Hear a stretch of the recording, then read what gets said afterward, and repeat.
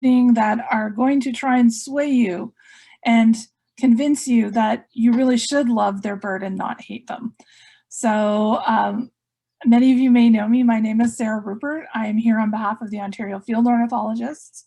I work as a promotion officer at Point Pelee National Park. I've been involved with birds my entire life.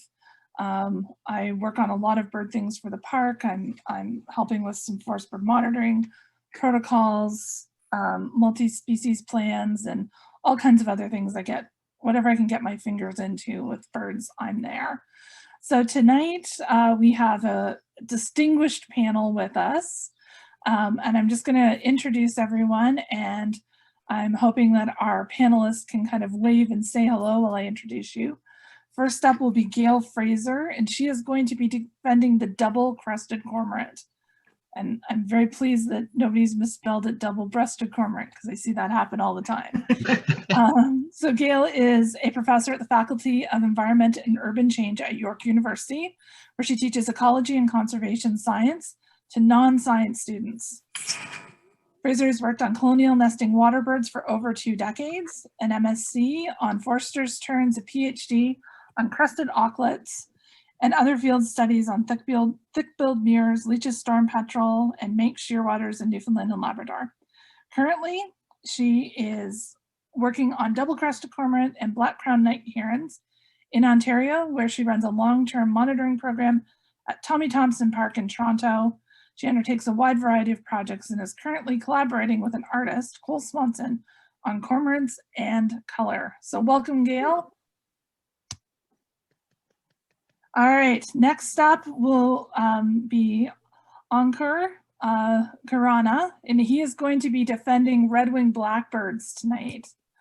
Ankur is a tenacious advocate of environmental justice who has traveled the world to photograph wildlife. He has a 9-year-old son who is also an avid birder. Ankur has been photographing birds for a decade now, and it is his love for birds that led him to the field of conservation. He currently works with Credit Valley Conservation as an environmental communications professional. Before this, he has worked as writer and editor with many organizations, including the United Nations. He has done photography workshops with Birds Canada and the Atmospheric Fund. Our next panelist, defending rock pigeons, is none other than Lynne Freeman, president of OFO. Lynne has been birding for over 30 years and, as I said, is currently president of the Ontario Field Ornithologist, provincial birding organization dedicated to the study and appreciation of birds in Ontario. She serves on the Toronto Ornithological Club Council and is a volunteer field naturalist for the TRCA. Before retiring, Lynne spent many years working in an office tower in downtown Toronto. There she watched generations of pigeons nesting on the building's ledges and has become a committed pigeon fan. And finally, because ring-billed gulls need a double team, we have Ian Shanahan and Doug McCrae defending ring-billed gull. Ian is a Renaissance man with a wide range of passions. Ian is first and foremost a naturalist. He's worked as a naturalist at Presqu'île Provincial Park, a species at risk surveyor at Charleston Lake, and a naturalist at Algonquin Provincial Park. Ian has been actively involved with the Ontario Field Ornithologist for many years. He's the editor of the environmental education magazine Green Teacher and a staff naturalist at True Solutions, a nature consulting company in Brighton, Ontario. Doug has been fortunate enough to turn his lifelong fascination with nature into an exciting and varied career involving research studies, biological inventories, guiding, consulting, and education. His work has involved extensive international travel, especially during his 20 years as a senior guide with North America's top-ranked bird tour company, Field Guides, Inc. Doug has published extensively in newspapers, scientific, and popular journals, and currently authors the Weekly Bird Report for the Presqu'île area. He is also a director of the Lone Pine Land Trust, a group that acquires and manages land within the Cold Creek watershed. So we've got some pretty big guns out tonight to sway us in our arguments about the birds. I'm just going to give myself a little drink. I always joke I live alone and I'm working from home, so I'm not talking very much these days. So my voice gets worn out a lot faster than it ever used to be. So What we are going to do now is we're going to do a little bit of a round table. So we're going to start off with Gail, and Gail is going to tell us all about why we should love and not hate double-crested cormorants. So I'm going to pass the torch over to you, Gail.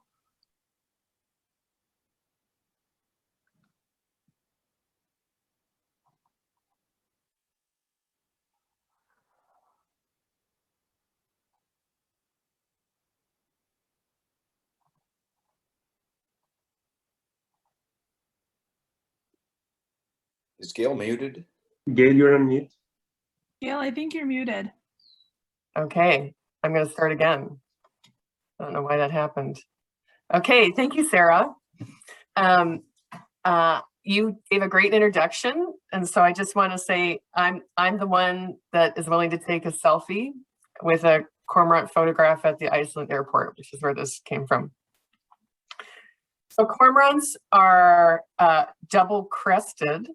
So of the three species being considered, they have crests, and that they are also a top indicator of ecosystem health of the Great Lakes because they eat fish and function at the top of the food chain. They are the largest of the species that's being considered, and if you compile a ring-billed gull, a rock pigeon, and a red-winged blackbird, they wouldn't even equal up to a double-crested cormorant. So they're large. And they have this ancient lineage that's so old that may remind one of looking at a dinosaur, which is the velociraptor. So cormorants, unlike the other species, engage in prospecting. So this is a sub-adult that probably isn't breeding, but it's checking out different colony sites and looking for prime real estate. And so they'll take their time in indicating and deciding where to settle.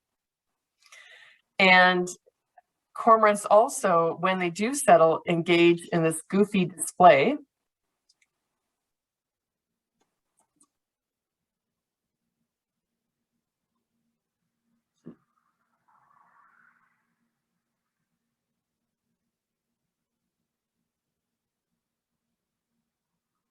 And that's called a wing waving display. And that annoying high-pitched call in the background are ring-billed gulls, whereas the low, beautiful guttural sound are double-crested cormorants. And you'll also note from this photograph that cormorants, this is not photoshopped, cormorants do have a fabulously blue mouth that's like probably a sexually selected trait, although nobody's ever studied it. Cormorants also have a level of playfulness that might surprise people. Oh, sorry. I need to, no, sorry, there we go. Okay, playfulness. And they have a sense of optimism about them. This is a stick that's probably 4 times the length of any particular nest that it could possibly fit in.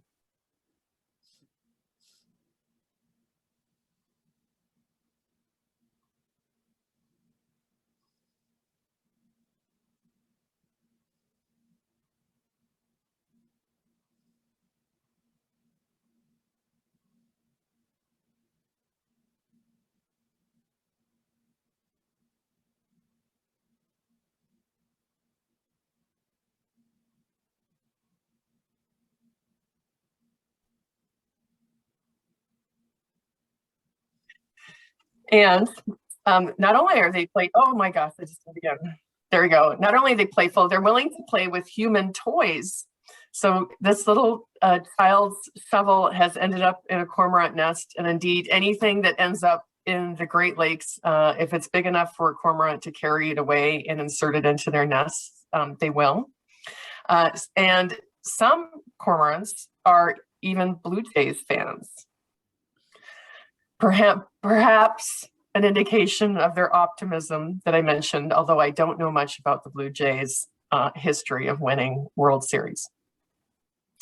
So cormorants are the only species being considered in tonight's debate that are willing to have their offspring shove their heads fully into their gullet to be fed. And they do this because ring-billed gulls will steal their food if they are given the opportunity to do so. And finally, cormorants have inspired artists to do crazy things. This is Cole Swanson and his Devil's Colony artwork. And Cole created an outfit that was inspired by garbage that found in cormorant nests. And that's Cole in this Bigfoot outfit walking through a ground nesting colony. Thank you. All right, thank you very much. So cormorants. All right, I'm gonna ruminate on your cormorants a little bit longer. And next up, we are going to discuss the red-winged blackbird. Are you ready to go? You're on mute. Thank you, Sarah. Is everybody able to see my screen? Yep. Okay, fantastic.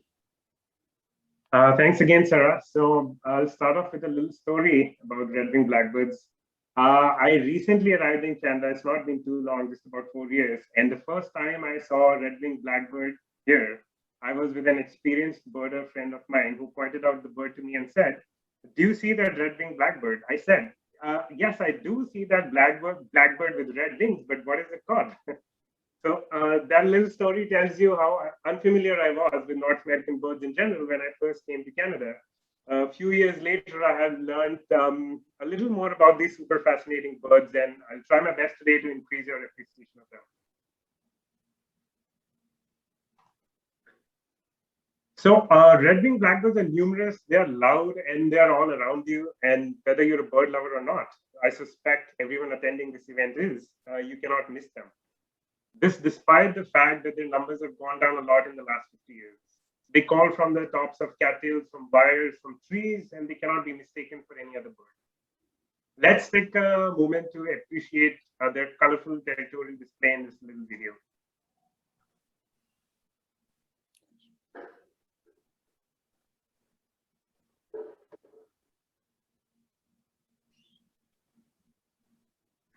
So it is maybe because of how common they are, how loud their song is, and their abundance maybe that contributes to people not taking very kindly to them. Along with the grackles and starlings, they sometimes take over bird feeders, and keep other songbirds at bay. And let's admit it, people are more interested in having northern cardinals, house finches, American goldfinches as feeders, and not blackbirds. Add to this the fact that males are highly territorial and will aggressively defend their territories against anything, including humans, and that has probably given them the bad reputation that they have. However, there are enough and more reasons to love them. The nasal rumbling conkery of red-winged blackbirds is a happy indication of the return of spring. Look closely at a epaulette flaunting male in the first light of the morning, and you cannot help but admire the radiance that reflects off them. And as they fly through fields, meadows, and through their favorite habitats, which is wetlands, you're forced to take notice, whether you like it or not. Also, did you know that they arrive weeks before the females from their southern wintering grounds and start displaying, sending warnings to other males? Stay away from my territory or else.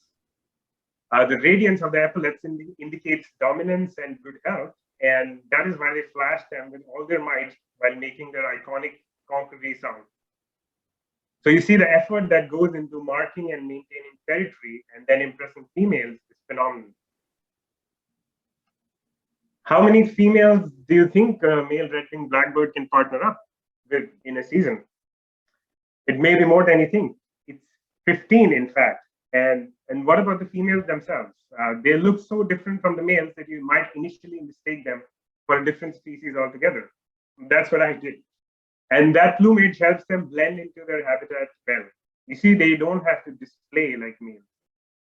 And while you might not think of them as apex predators like hawks or owls, red-winged blackbirds are fantastic at finding small arthropods and small animals to support their protein requirements, especially in the breeding season. In fact, all of this aggression and display that you see in spring and summer by the males makes way for really chilled out behavior in winter when they get together in groups with other blackbirds and starlings to feed on grain and other seeds. Most of all, however, what I find most amazing about red-winged blackbirds is that they are amazing parents. And this especially resonates with me because I'm a parent to a 9-year-old son who, like me, is a birder and bird photographer. And whether we're a parent or not, you surely appreciate this side of red-winged blackbirds that I will now speak about. Let's first take a look at a small video before I tell you more.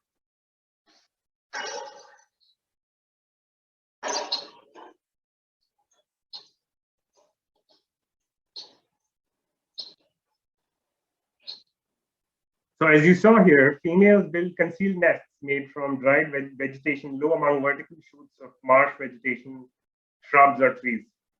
They also take on most of the feeding duties. Nevertheless, male red-winged blackbirds go all out when it comes to providing support to females, for ensuring fledgling success. After 2 weeks of incubation, when the brood emerges from their blue-green eggs, the males are there to help out. The best thing I feel is that they know when support is needed. They are in tune with the needs of the female, no matter what the size of the brood. Their support increases inversely in proportion to the ability of the female to feed the chicks. Not only that, they fiercely defend the nests against predators along with the females. This being especially true for the primary and secondary nests. Nevertheless, even tertiary and later nests get the attention of these fantastic parents. And the defense of nests increases progressively during the nesting season, which is why they can come across as mean or angry maybe. But remember that this behavior is what ensures the success of red-winged blackbird fledglings. And even after the chicks leave the nest, they depend on the parents for up to 5 weeks. If that's not super parenting, then what is? Like me, I cannot help but fall in love with the tenacity of these amazing parents. I think you would agree. That's all from me today, and I hope you've started to appreciate red-winged blackbirds a little more now. Thank you. Wonderful. That was some pretty great red-winged blackbird defense. Thank you. I hope our other panelists are thinking of some good counterpoints to all of this. Next up, we have Lynne, and she is going to tell us why rock pigeons are so awesome. So Lynne, I'll pass it over to you. Well, there's really no contest. You know, rock pigeons rock. Get it? Start with a joke. So, okay, let me see. Okay, so I spent many years working in a corporation in a big office tower downtown. And I would take breaks. Actually, I would do more than take breaks. I'd spend many, many hours watching the pigeons nesting on the building. And I convinced all my colleagues to do the same. We became fascinated with them. So I got to know pigeons very well. And instead of thinking they're just flying rats, I know they're the best birds ever. So there's a few reasons why we should love pigeons. There's many more than this, but I'm going to talk about why they're beautiful. Their call is soothing, they're romantic, they're smart, they're fun to watch, and best of all, I think pigeons bring nature to our city. Oh, let me do this. Okay, I can do birding, but I can't do PowerPoint. Just a minute.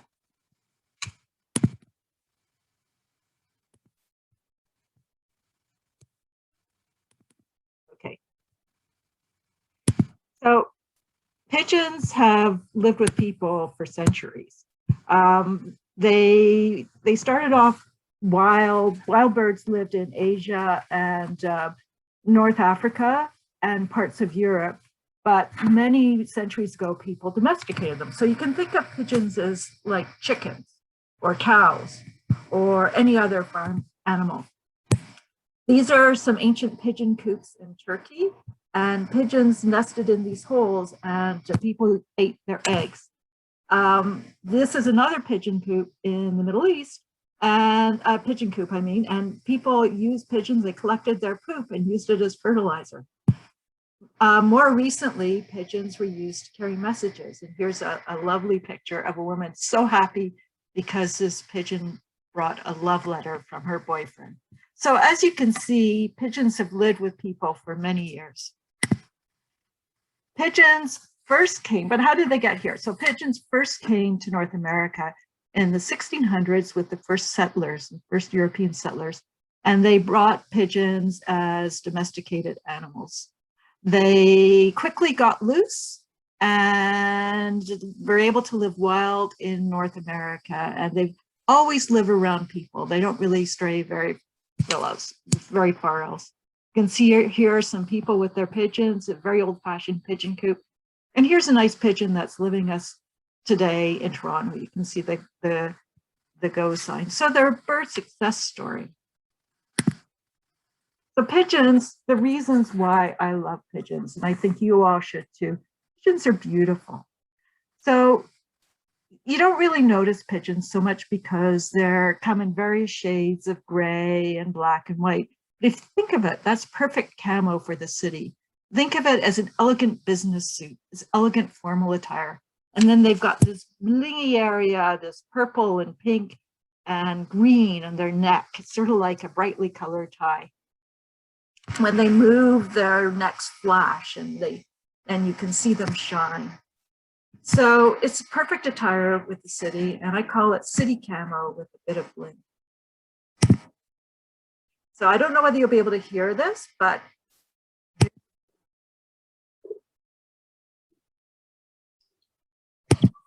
can't hear it. They go coo, coo, coo. They never screech or whistle or squawk loudly like the other birds our panelists are defending. I sort of think of it as white noise for the city. Their call is really soothing. They never intrude. The best of all, pigeons are romantic. They mate for life. They only have one mate, and they mate all year round. They kiss, they cuddle, and they represent true love. Pigeons are raising a family. And this is what I got to see from my office tower, is true commitment. They take care, the eggs are laid, they have 2 of them. They sit on their eggs to keep them warm for about 2 weeks. And then when the babies hatch, they sit on their babies too to keep them warm for about a week until they're big enough to regulate their own heat. So the male takes the day shift and the female takes the night shift. And I can tell you that they don't move. They just sit there, they have their eyes open, they're always watching guard. And from watching pigeons, I learned the true meaning of commitment. They have to bring food, they have to protect their babies. And once those babies have grown up and left the nest, they start all over again. They're truly amazing birds. Not only are they romantic and good parents, and they have a nice song and they're beautiful, they are really smart. People have studied pigeons for centuries, and they found out that they are not dumb birds like you might think. So pigeons can count. They did experiments. They can count to up to 10, I believe. And they, not only that, you can show them a series like 1, 2, 3, and then they can pick out the pattern and identify the rest of the numbers and patterns in that series. It's truly amazing. Pigeons are one of the rare animals that when they look at themselves in a mirror, they know that they're looking at themselves and not another creature. Most animals, when they look in a mirror, if you've ever looked at a cat, they don't know they're looking at themselves. It takes a truly smart animal to know that it's looking at themselves. Not only that, pigeons have learned how to get in and out of our buildings, and they hop rides in our subway. They aren't lost. They're just taking a ride on the subway because they want to get to a place fast. So I call that smart. I don't know whether any other bird can be that smart. So pigeons are also fun to watch. They do funny things, and you can always see them. You can see them eating and sleeping and nesting and child rearing and courting and boasting. This is a male. You've probably all seen this. Males, they puff up their neck and they strut their stuff, and they turn around. Sorry, again. They push the other males away, and this is a male pushing away its female. It takes its mate and it pushes it away from the other pigeons.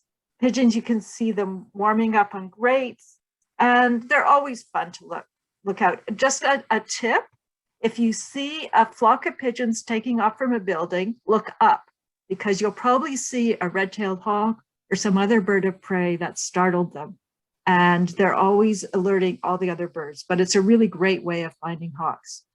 So lastly, pigeons bring life and nature to our cities. They're our friends in the city. People love to feed them. No matter where you are in the middle of downtown, when there's nothing else living around, you will see pigeons.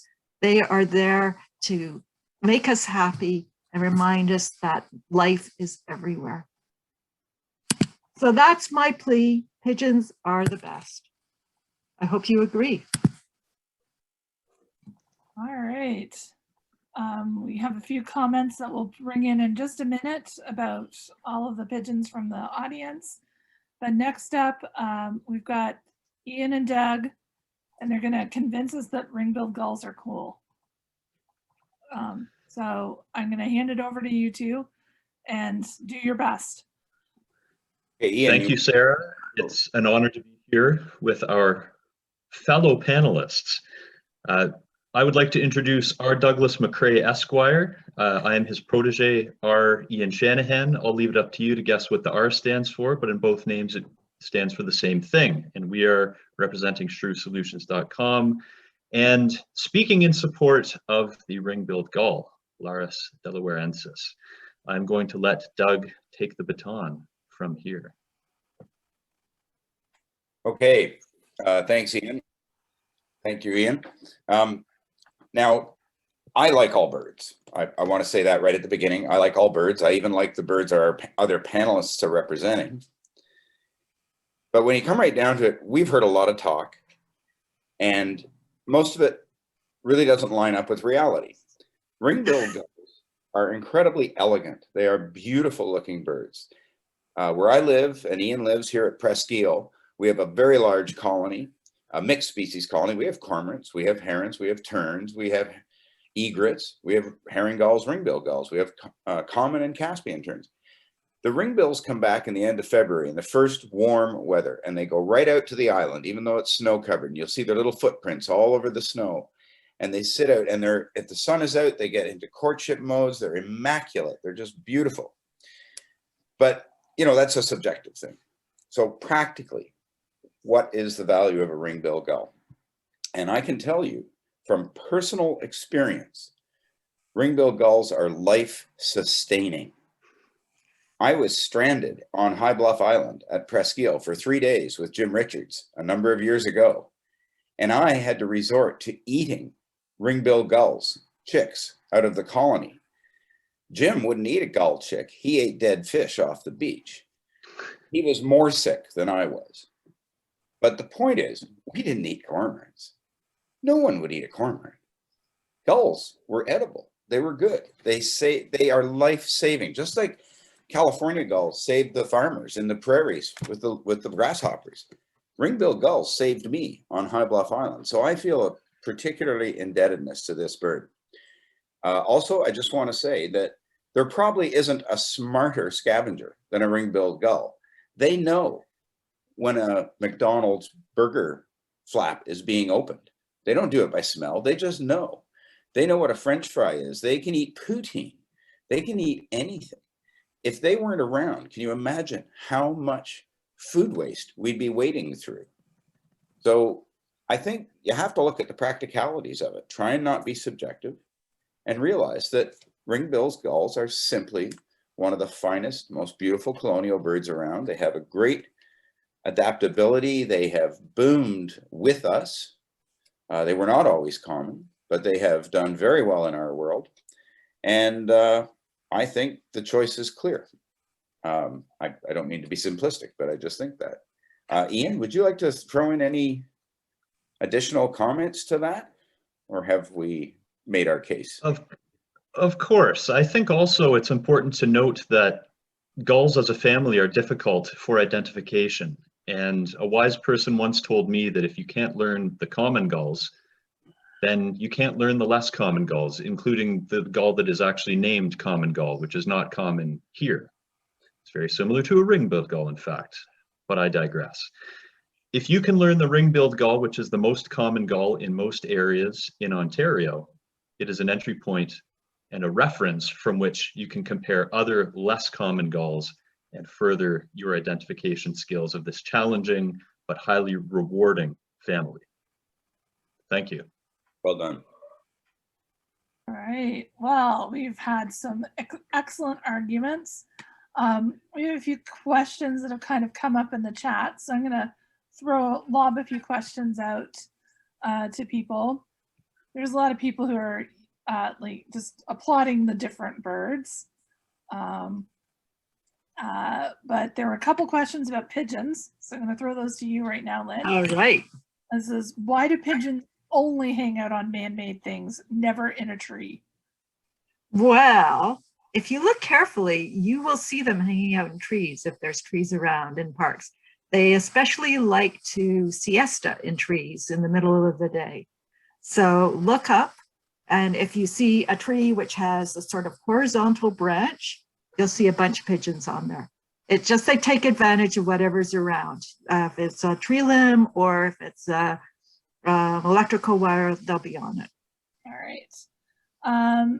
We're getting a few more questions in. Somebody said, what about the pigeons nesting in winter? How neat is that? That is the coolest thing. They are able to generate heat and find enough food that they can nest all year round. All right. And nesting inside subway stations. Somebody also wants to know, can pigeons recognize you? They can. They can. If they know people that go and feed pigeons regularly, the pigeons know when that person is coming and they'll gather for food. So they're really smart. Not only can they recognize each other, they can recognize people too. I think Ian's laughing at the one question that just came up. Is pigeon turd toxic? Okay, well, I did some research on this because there's an idea that pigeons carry disease. Well, pigeon poop doesn't carry any more disease than any other kind of poop.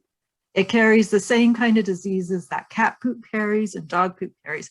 So no, as long as you're not eating it, or breathing it, you're not in any danger from the poop. It's good stuff. As I said, it makes great fertilizer. All right. There's a question here for Gail. Someone said, I thought cormorants were a threat to our local fish species. Is that not so? Well, that's a super complicated question. I'll do my best to try and summarize it as short as possible, but all the interactions that cormorants have with aquatic ecosystems are very localized. And so, there may be a study, there's only a handful of studies that have demonstrated a cormorant impact on a particular fish population. And some of those were at Lake Champlain, for example, or Eastern Lake Ontario. And you can't take that information and apply it to another ecosystem, a different aquatic ecosystem. So you need to do those studies in each particular area where there are cormorants. And I can also say at the colony that I work at, a lot of what they're eating is alewife, which is a non-native forage fish species. And in Hamilton Harbor, they also eat round goby. And both alewife and round goby are competitors for native with native fish species. So by removing that, your cormorants are doing the native fish community a favor. All right, and someone also wants to know why cormorants are blue, any environmental reasons? I think they might be referring to the mouth lining. Yeah, no, that's all due to evolution. So it's the sexually selected trait, like their crests. So their crests fall off at the end of the mating season. So, and I'm pretty sure the mouths also aren't as blue at the end of the season as well. So it's a sexually selected trait. And I'll just answer this question because unlike the other species, not like gulls, but not like red-winged blackbirds or pigeons, you can tell a male from a female. You can't tell a male from a female for cormorants. So they're what's called monomorphic. So both males and females look the same, and they have equal mate choice and equal-ish parental investment in their offspring. Oh, yeah, gender equality for sure. I like it. All right. I'm going to just kind of go around. Gail, do you have any questions you want to ask of the panelists from what you've heard? Yeah, sure. I don't know if I have a question. I was thinking about the comment about a large amount of investment in rearing offspring when cormorants have at least 2.5 months of incubation and chick rearing to settle up with. Yeah, I'm not sure I have any questions, so I'll pass on that one. Okay. Ankur, do you have any questions for your other panelists? Sarah, I had the question about disease, maybe pigeon spreading disease, but that has been answered anyway. One question I have for Lynne is, do you think, because people feed pigeons a lot, are they responsible for, they're not directly responsible, but that's encouraging a bad habit, right? Feeding by hand. So what do you think about that? Well, it's a hard one to answer because they're not really wild birds and they mostly live in cities. So normally when you feed birds, you're upsetting the ecological balance. And in a number of cases, you're actually harming the birds. So for instance, I found out last year that when you feed Canada geese bread and the young ones are eating it, the young ones don't grow properly. Their wings never get to full size and they never be able to fly. So you're really damaging birds, most wild animals, by feeding them human food. But pigeons have adapted. They eat scraps, they eat seeds. So I don't think we're harming them. All we're doing is letting there be more pigeons. So, and it's good for people's mental health to have contact with animals. So I think on balance, it's probably a good thing as long as it, like everything else, it's done in moderation. All right, we've got a question about red-winged blackbirds, so I'll just lob it out to you. How bad can red-winged blackbird attacks get? So I personally have I have been close to them many a time, but they have never attacked me.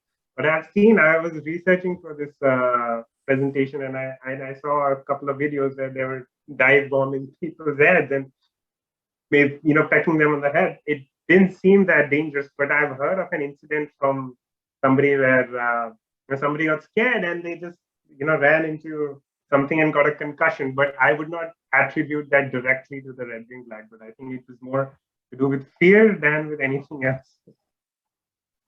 Yeah, I've seen a lot of hats get knocked off of people at the Marsh Boardwalk by red-winged blackbirds when they're getting there. So any other questions for any of our other panelists? No, that's about it from me. All right. Well, we have a nice gull question, so I'm going to lob this out to you, Ian and Doug. Are there some gulls that are smarter than others? The Great Lakes seem to have several varieties. I can't speak directly to the intelligence and problem-solving abilities of ring-billed gulls in comparison to herring gulls, great blackback gulls, which are two other species that nest on the Great Lakes, or some of the migratory species like Bonaparte's gulls, which are moving through southern Ontario right now. However, there's no question that ring-billed gulls are highly adaptable and are able to recognize food sources that are non-traditional. Because when you think about this on an evolutionary timescale, ring-billed gulls rather have been feeding on human food for a drop in the bucket compared to the time that they've existed on this planet. So that, to me at least, would suggest an ability to adapt and problem solve. Another useful note is that ring-billed gulls share child rearing duties, approximately 50-50. That may not directly relate to intelligence, but it certainly relates to their parenting ability. I don't know if Doug has any additional notes on that.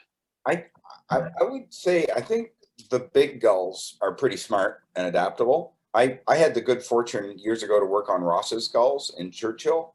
And in 4 summers, we had 17 nests. And out of 17 nests, we fledged 3 young, which is terrible. And the reason for most of the failures were what I would chalk up to as parental stupidity. We had a pair that hatched 2 chicks. They moved to a grass tussock, a meter from the nest, and a really cold rainstorm came up, and the parents brooded the empty nest, and the 2 chicks died of exposure. So I don't think they're very smart. And that's probably why they're kind of rare. Ring-billed gulls, on the other hand, I think they're well put together. They know what they're doing.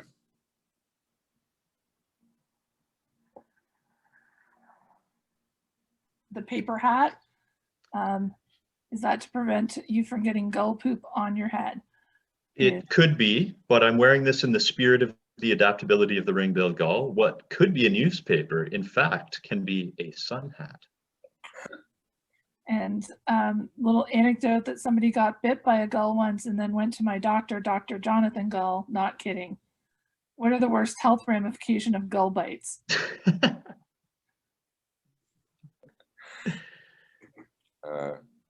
Gallbladder attack? No. All right, we have a couple more questions. I'm going to just throw one over to you, Lynn, and then I have a couple that I'm going to throw out to the whole group and let everybody have a say on it. Someone's asking if there's any difference between pigeons and doves. Is it only the color and any other characteristic?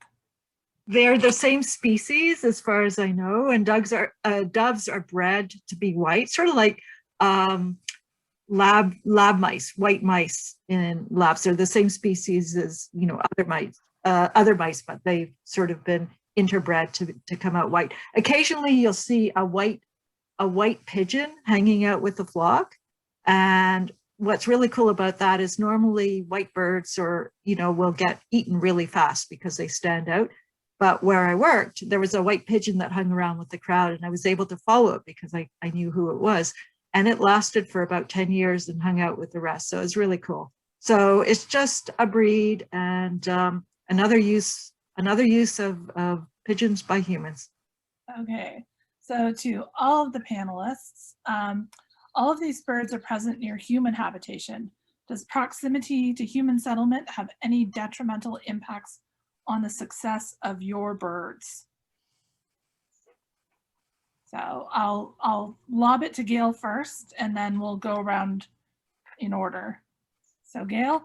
Yeah, so I think cormorants are probably the most unusual of this group in that they're not relying on humans for food, although they have benefited from alewife and round goby being introduced into the Great Lakes, but they get easily disturbed by the presence of people. So I think unlike the rest of the group of the species, and if I can just point into the one, because there's a question about what will eat cormorants, and this goes to what will eat cormorants to Doug, is that bald eagles will eat cormorants, so cormorants are good bald eagle food. Also coyotes. I don't know if you've seen this before, but For sure. In a colony out on one of the Lake Erie Islands, a coyote was living on the island by itself, and it seemed to be a very disturbed coyote by the end, but it had what they described as its den of death, and it had dragged like cormorants and geese and anything that had died on the island. This coyote had grabbed and was eating for months and months and months on end. So coyotes also will eat cormorants. All right, we also, so the question we have for all the panelists, so I guess next we'll go to Ankur, and you can answer the question about human habitation, and do red-winged blackbirds, does it have any detrimental impacts on the success of your birds? So as I mentioned, their populations have declined, as common as they are, their populations have declined in the last 50 years. And since they depend on wetlands and marshes, urban development has certainly caused those habitats to decline. So I think human presence has been somewhat detrimental to them, but I will leave it to the other panelists to give more, scientific data to support me there. All right, Lynn, what do you think? Well, pigeons in North America rely on humans, and actually they don't really belong here. They really only belong in the cliffs in the Middle East and in parts of Europe and North Africa. So they've benefited by people, and it's people and our urban habitat that's keeping them alive. By all rights, they shouldn't be here, And I'm defending them because they really aren't displacing any native birds in our cities. They don't seem to be doing any damage. But without people, there wouldn't be so many pigeons. All right. And Ian and Doug.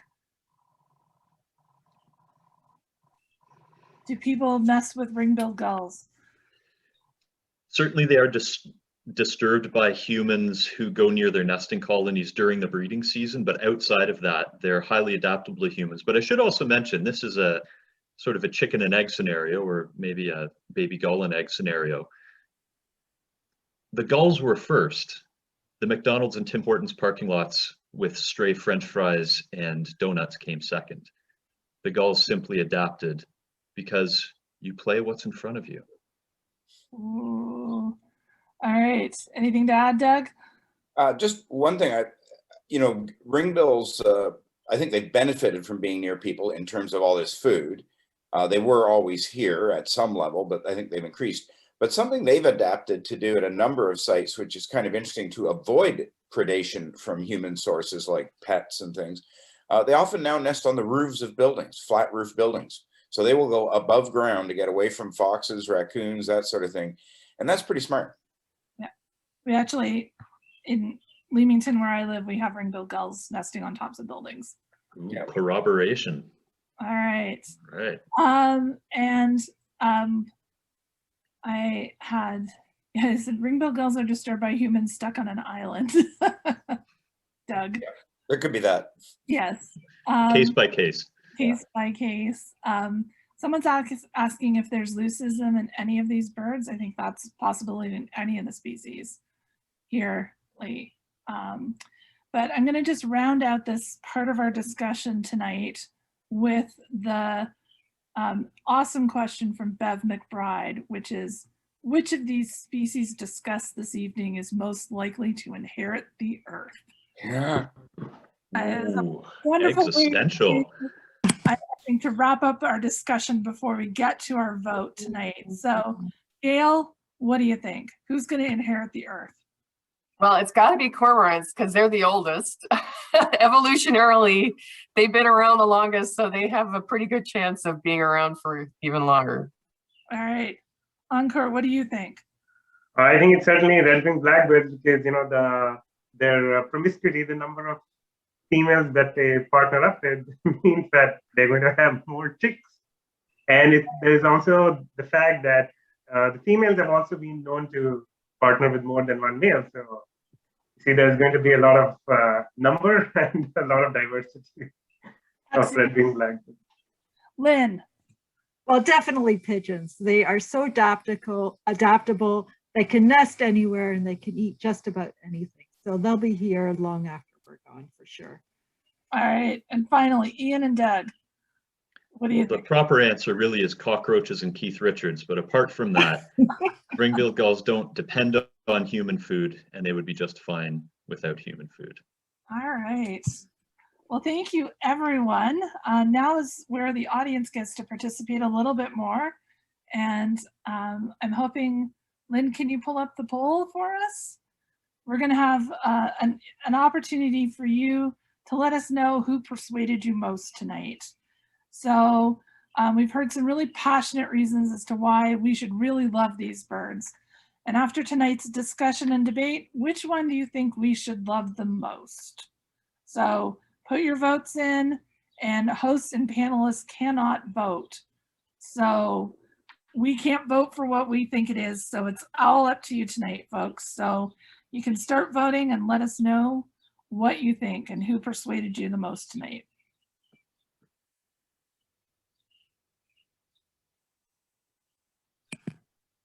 Drum roll, please.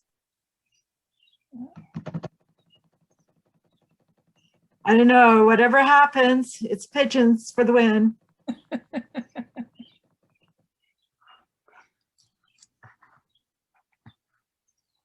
There's what, 50 people here? 59, 60 people. Somebody was asking how many people can vote. Yeah.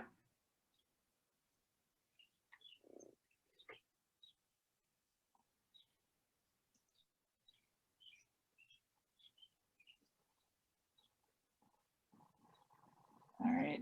How's our results coming in there, Lynn? Oh, me. Yeah, rock I pigeons all seems to exceeded be in the lead. I think we've given it enough time. All right. So rock pigeons win with 51% of the vote. Woohoo! Wow. Majority. Yes. It's interesting, the person reading the vote counts win. Yeah, can you share your screen, Lynn? Yeah, I think we need a third party inquest. Okay, I will share. I don't know how to share it actually. No, I'm just teasing. Double-crested cormorants are second with 22% of the vote. Red-winged blackbirds are third with 18%. And sorry, Doug and Ian, ring-billed gulls come in last with 13%. So maybe it's because everybody loved those other birds more than rock pigeons when we started. Or they loved ring-billed gulls so much they didn't need to be persuaded, but the other birds they needed more suasion on. I think I forgot to mention ring-billed gulls are misunderstood. But you did mention that they taste good. I can never figure out why ring-billed gulls haven't figured out how to nab food out of urban backyards. Because once they do that, it's like, They'll come to bread in my backyard. yeah, Yeah. maybe it's just too narrow where I'm living. Yeah. There's many wires. Well, everyone said we're getting comments that you all made very compelling arguments tonight, but Lynn won. Somebody's like, everyone made compelling arguments, but Lynn won me over. Oh, So it's a romance. It's true love. That's true love, a little bit of fun. I have to wonder how much Mary Poppins has influenced the pigeon vote. I think maybe Ian should have a workshop on hat making. yes, yes, yes. Well, Coop protectors. Treasures from trash. That'll be our next all right. shot. Well, Yeah, that'll be our next. I hope everybody had a good time tonight. If you had any last minute questions, we can entertain. If you had any more little questions about our species tonight, you can put them in the chat there. And otherwise, we'll probably wrap it up for the evening. Oh, everyone says thank you. They had a lot of fun. Oh, somebody said starlings. Why do we talk about starlings? Well, Maybe next year we'll have another bird Yeah, challenge. we can talk murmurations. Yes. Thanks for hosting, Sarah. oh, Thank you. Thank you, panelists. Thank you. Yes, thank you. Well met all. Yes, thank you, panelists. All right. I hope everyone has a great night and continues to enjoy all this great birding that's going on. I've got warbling vireos singing away outside my house tonight. So hopefully everybody will be able to get out and see some birds wherever you are. So thanks, everyone. Thank you, everyone. Bye. Bye. Thank you. Bye. Bye. Bye. Good night. Bye.